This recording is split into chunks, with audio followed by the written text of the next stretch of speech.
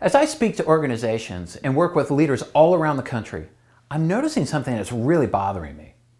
There is a strong bias against a particular people group, specifically millennials. I coach a lot of Gen X leaders, a lot of baby boomer leaders, and I hear the same thing over and over when I talk about this generation. Oh, millennials, let me tell you, they're so entitled, they're so unreliable, yada, yada, yada. No doubt, these statements reflect some of the experiences that they've had with this generation.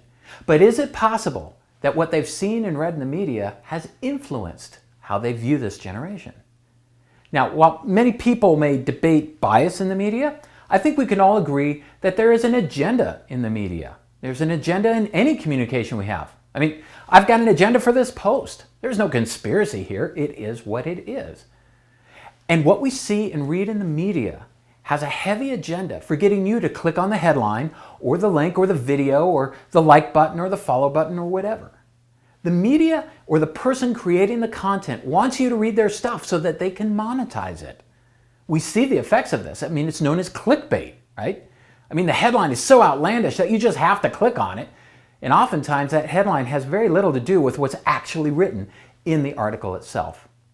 Now, given the fact that the goal is to monetize the content, and headlines and articles are sensationalized and written in such a way to get you to click on that, do you think it might be possible that many of the articles that you've read and the videos you've seen about millennials are focused to highlight the most negative aspects of this generation, just to get you to click on the link?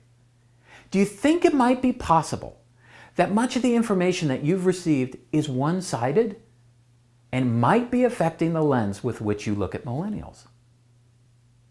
We all have a tendency to see behaviors in other people that we expect to see.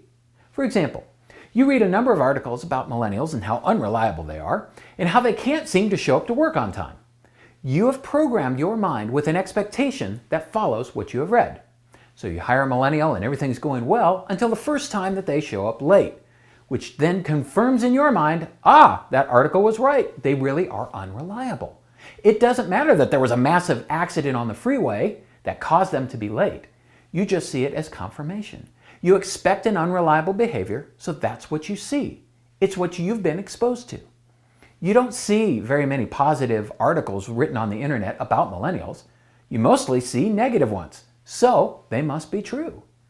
Research has shown that headlines and articles that have negative slant to them get read. Salespeople are trained to use this kind of verbiage when they're trying to move a prospect toward a buying decision. If the agenda is to monetize content, it has to be read. If you want people to read about millennials, wouldn't it make sense to write articles and headlines that highlight the most negative aspects of this generation? I mean, which headline would you click on? Millennials are positive and happy employees. Or, watch out, millennials are going to destroy your business. But we've gone overboard with our negative view of millennials. So much so that a millennial has such a hard road ahead of them in trying to do well in their job, to learn and to grow. I mean, not only do they have to perform at a high level, but they have to overcome your incorrect preconceived ideas about them based on the things that you've read over the years. So here's my agenda for this post.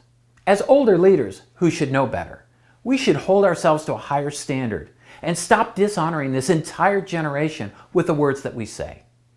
If we want more loyalty and commitment from millennials, let's give them a compelling vision and purpose worth committing their best efforts to.